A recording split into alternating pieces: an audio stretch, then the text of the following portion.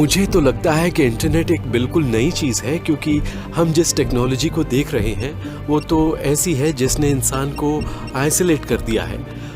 अगर आप चाहते हैं कि समाज का काम करने का तरीका ही बदल जाए तो उसके लिए ये बहुत अच्छा उपाय है। फिल ये पता लगाना चाहते हैं कि क्या इंटरनेट इतना एडिक्टिव है कि उससे विथड्रॉल सिम्टम पैदा होते हैं। इसके लिए इन्होंने प्रयोग में शामिल लोगों की मानसिक स्थिति को ऑनलाइन समय बिताने के पहले और बाद में मापा। इन्होंने देखा कि देर तक उसका इस्तेमाल करने वाले लोग जब काफी देर तक नेट से दूर रहते हैं तब उनके मूड में बड़ा जबरदस्त नेगेटिव बदलाव आता है। मगर इस विथड्रॉल का असर सिर्फ लोगों का मूड खराब होने तक ही सीमित नहीं है। अगर इंटरनेट कनेक्शन बंद कर दिया जाए तो शरीर का लड़ो या भागो वाला रिस्पॉन्स शुरू हो जाता है। हमने उनके हार्ट रेट को, उनके ब्लड प्रेशर को, गैल्वेनिक स्किन रिस्पॉन्स को देखा। ऐसा लगा जैसे वो हमेशा एक खतरा महसूस करते हैं। उनका हार्ट रेट बढ़ गया था, ब्लड प्रेशर बढ़ गया था और स्किन कंडक्टेंस भी काफी बढ़ गया था। इससे पता लगता है कि ज्यादा देर तक नेट के एक्सपोजर से लोगों की फिजियोलॉजी पर काफी बुरा असर पड़ता है। वो भले ही शांत लगे पर होते बड़े ही हाइप्ड है। मगर इंटरनेट एडिक्शन का सबसे बुरा असर तो दिमाग के अंदर होता है। फिल और दूसरे रिसर्चर काफी लंबे समय तक इंटरनेट का इस्तेमाल करने वाले लोगों के दिमाग को स्कैन कर रहे हैं और इन्होंने देखा है कि उनके मेंटल आर्किटेक्चर में काफी बदलाव हुआ है। जहां तक दिमाग की बात है तो हमें उसमें सबसे ज्यादा बदलाव सामने वाले हिस्से में दिख रहे हैं, खासकर प्री फ्रंटल कॉर्टेक्स में।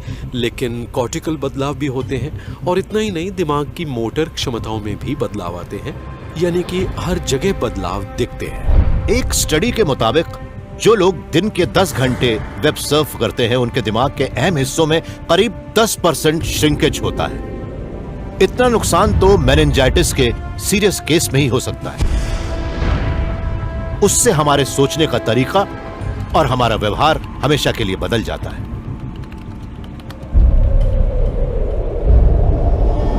कोई भी टेक्नोलॉजी एक एलियन पैरासाइट की तरह होती है और ये बात हमारे इस्तेमाल की हर चीज पर लागू होती है। हमें लगता है वो हमारा काम कर रही है और शुरू में ऐसा होता भी है, मगर धीरे धीरे हम और हमारा समाज पूरी तरह से उसके ऊपर निर्भर करने लगते हैं। इंटरनेट आज दुनिया के हर शक्तिशाली देश का एक अहम हथियार बन चुका है, मगर इसके फायदों के साथ कई साइड इफेक्ट भी हैं जो हमारे समाज को बर्बाद कर सकते हैं। क्या यह हमारी भलाई करने वाली फोर्स साबित हो पाएगी या फिर यह हमारे विनाश की वजह बनेगी, हम नहीं जानते। मगर हां, हम दुनिया भर की आबादी पर एक बीटा टेस्ट कर रहे हैं। अगर हम एयरक्राफ्ट बनाते हैं तो उसका बैकअप सिस्टम भी बनाते हैं, मगर समाज के साथ ऐसा नहीं करते। हमारे पास कोई बैकअप सिस्टम नहीं होता। यह आर पार का मामला है और इसके लिए हमने तरीका अपनाया है डिजिटल।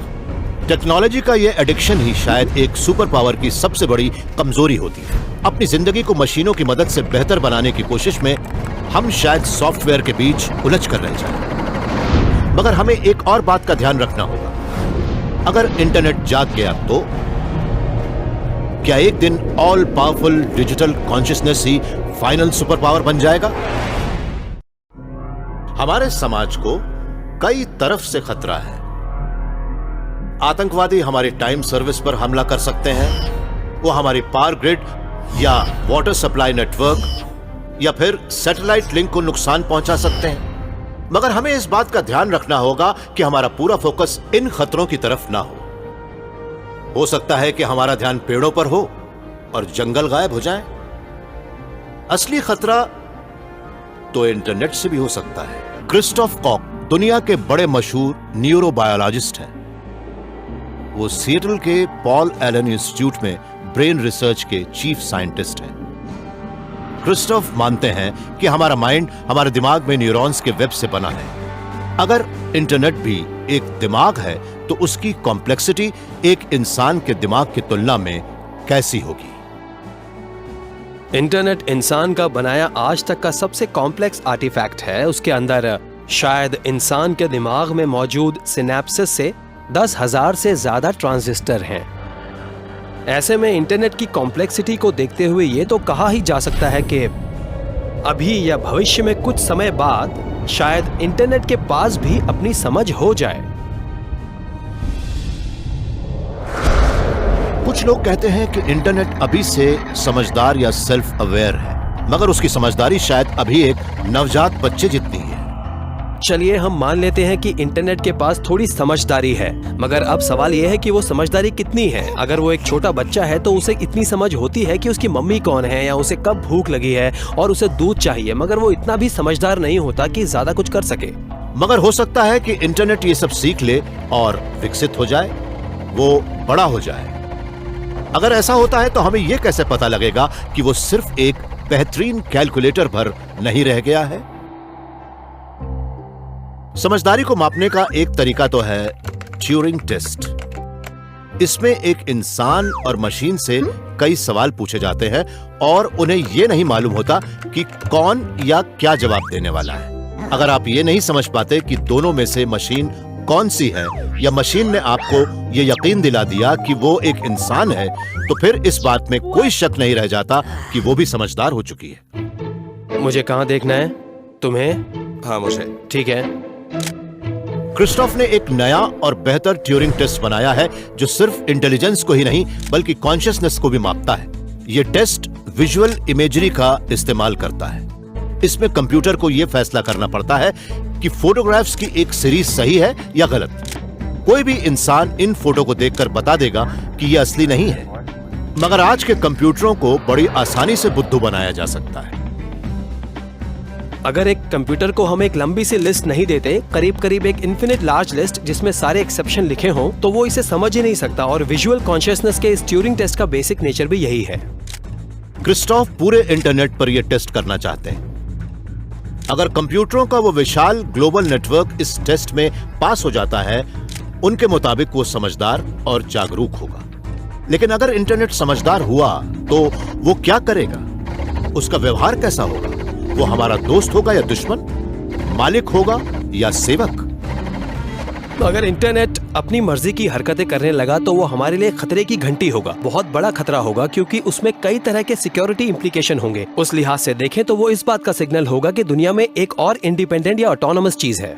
एक थियरी तो कहती है कि इंटरनेट कभी एक हॉस्टाइल सेल्फ अवेयर मशीन नहीं बन सकता, क्योंकि वो ज्यादातर बॉट्स यानी उन ऑटोमेटेड प्रोग्राम से बना है जो कुल नेट ट्रैफिक के 60% के जिम्मेदार होते हैं। आप ये मान सकते हैं कि इंटरनेट के तरह तरह के पार्ट्स जैसे कि financial bots, spam bots, security bots इंसान के दिमाग के अलग अलग पार्ट्स का काम करते हैं। इंटरनेट के दिमाग में भी हर तरह के स्पेशलाइज्ड सब रूटीन्स हो सकते हैं, जैसे कि हमारे दिमाग में अलग अलग व्यवहार के लिए अलग अलग स्पेशलाइज्ड एरिया होते हैं। मगर इसका मतलब ये नहीं है कि उससे कॉन्शियसनेस भी मिल जाए।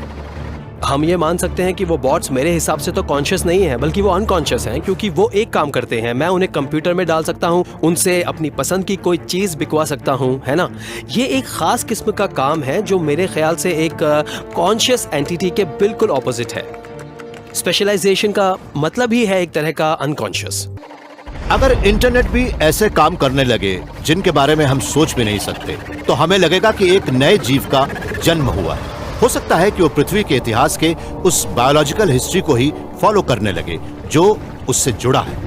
एब्जॉर्प्शन ऑफ स्मॉलर यानी छोटे और साधारण से जीव बड़े और ज्यादा कॉम्प्लेक्स जीव के अंदर पलते हैं। इंसान का भविष्य भी शायद माइटोकॉन्ड्रिया जैसा ही हो, जो ज्यादातर बायोलॉजिकल सेलों के अंदर पावर जनरेटर होते हैं। माइटोकॉन्ड्रिया कभी इंडिपेंडेंट ऑर्गेनिज्म थे, मगर विकास के इतिहास के साथ वो बड़े बड़े सेलों में समा गए। कभी आजाद घूमने वाले माइटोकॉन्ड्रिया अब अपने मालिक के लिए सिर्फ एक पावर सोर्स भर रह गए थे।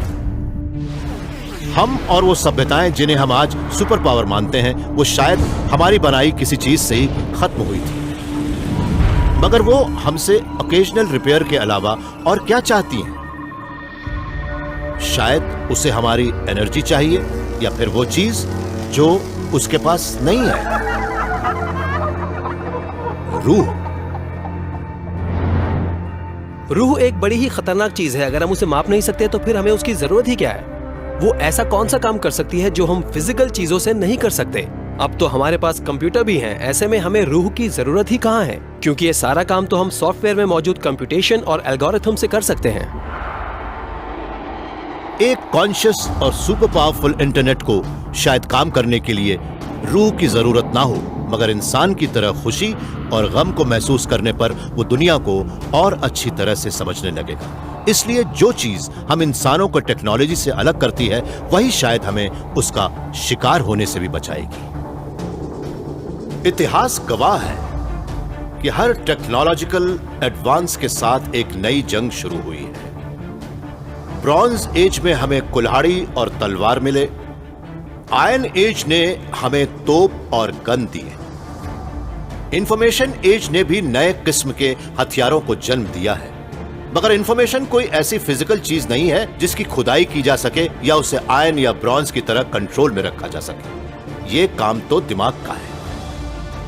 इस नए युग में किसी भी देश का भाग्य, यहां तक कि दमदार सुपर पावर का भाग्य भी एक ही चीज पर भरोसा कर सकता है, हम इंसानों की इमेजिनेटिव पावर पर।